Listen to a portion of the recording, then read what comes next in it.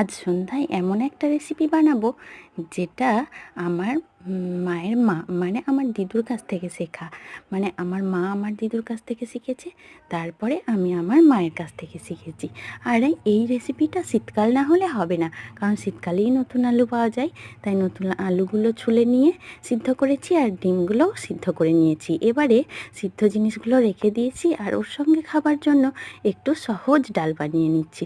ডালটা ধুয়ে তাতে রসুন পেঁয়াজ দিয়েছি, আর কাঁচা লঙ্কা দিয়ে তেল ঢেলে দিয়েছি। তারপর সিটি দিলেই ওটা হয়ে যাবে। এবারে ডিমটা ভেজে নিচ্ছি নুন আর হলুদ দিয়ে শুধুমাত্র। তারপরে তেলে সব মশলা দিয়ে দিলাম, নুন, লঙ্কা, হলুদ, জিরে, ধনে গুঁড়ো। তারপরে আলুগুলো দিয়ে দিলাম।